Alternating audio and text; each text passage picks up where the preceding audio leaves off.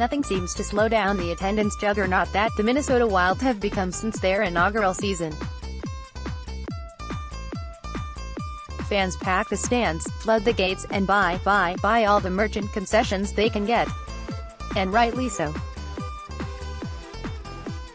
The Minnesota Wild and Xcel Energy Center offers one of the most consistently great fan experiences because of the building amenities, sight lines, atmosphere, and relatively decent product over the past 18 years. The Wild had 409 consecutive sellouts from opening night until the dark years of the franchise hit in 2009. Impressive for any franchise, to say the least. But even if the sellout streak ended, it was but a small speed bump. Fans continually show up for this team. Just last season, the Wild ranked second in the entire NHL for attendance percentage. According to the Xcel Energy Center's website, the maximum capacity for hockey is 18,300. Average attendance, according to ESPN.com, was 19,036, which totals attendance figures at 106%. But that doesn't mean the fan experience can't be adjusted and tweaked. Let's start with the things the Wild as a part of game operations that should stick. The planting of the flag at center ice is a great tradition.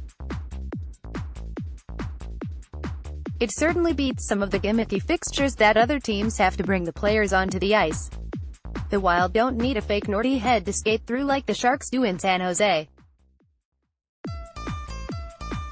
Nor do they need a forest of fake trees like the Oilers have with their Royal Well. Nope, let the kid skate to center ice, plant the flag, and let's move on. It's great in its simplicity. The declaration of "let's play hockey" with rotating guests is great. Who can forget Neil Broden ripping a Dallas Stars jersey off to expose a Wild sweater when the Stars made their first ever appearance to St. Paul in 2000? Or what about former Governor Tim Pawlenty pooching the whole thing when he fumbled the words and said, "All right fans, it's time to drop the fucking puck"? When the USA men's curling team, national champion Gopher women's hockey, Olympic gold medal winning USA women's team, or other notable names declare that it's time to drop the puck, it's a fine way to get the game underway. It probably doesn't rival "Take Me Out to the Ball Game" at Wrigley, but I like the tradition nonetheless. The pre-game hype video and light show is all the rage now. I guess other teams are doing it, so might as well keep it. Plus, it's another reason to use the giant video board and subsequent ribbon boards in the arena. I'm okay with "let's go crazy." It's annoying that every other Minnesota team has it as a part of their scoring music repertoire, but it's not like it's bad.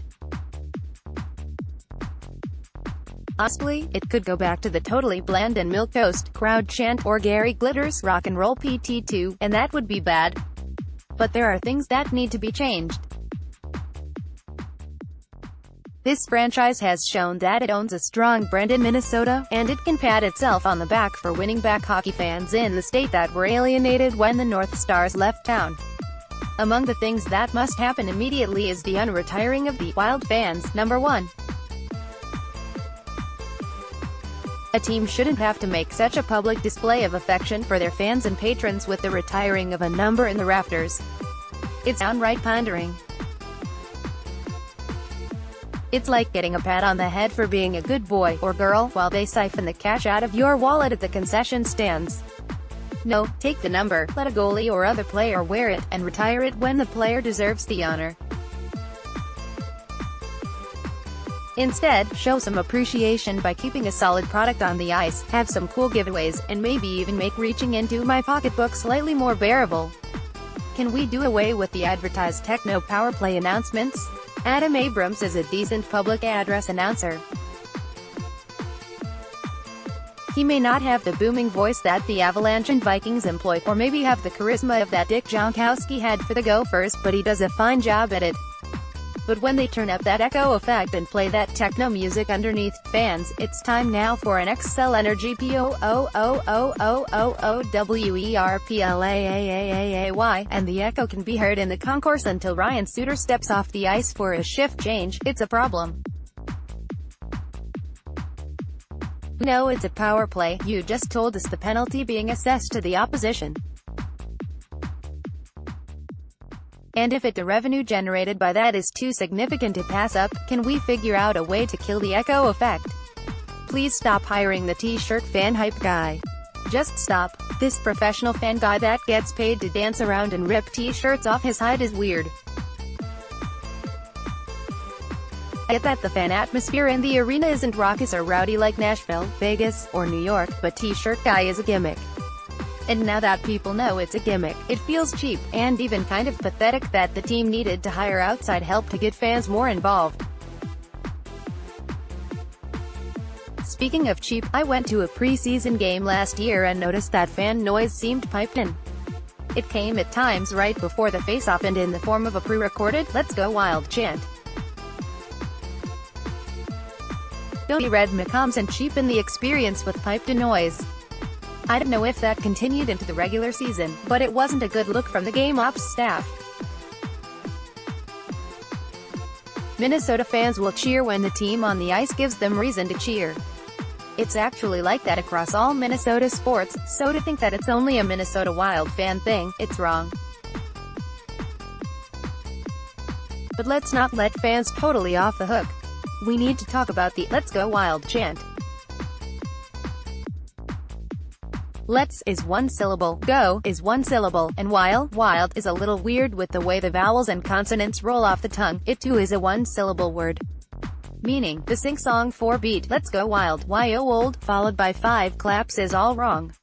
It was wrong when it started in 2000 and it's wrong now. To execute the 3-syllable, "Let's Go Wild" chant, the beat must be changed. Yes, that means Nordy and his drum need to help with this change. Hit the bass drum 3 times and only 3 times. Fans should respond with the proper beat for the chant. If we do this, we can stop being mocked by so many fans across the league. Oh, and it needs to be a deep bass kick, not the horned like what the Blues employ. Lastly, concessions are just too damn much. Do as the Atlanta Falcons have done, and reduce the price of the standard arena fare. It's fine to have the premium sandwiches, and other specialty items that cost a bit more, but no way should a soda or water cost $4 or more. A hot dog shouldn't cost more than a couple bucks. Stop pricing families out of attending games with the already high ticket prices, the cost of parking, and money for souvenirs. Concession prices have become absolutely insane. I probably only touched on just a few of the things that could be improved in terms of fan experience at Wild games. You probably have a few things on your mind as well. In the comments below, feel free to add your own ideas, or issues when attending sports events, and we can try and help inspire change. Ha ha ha, probably not.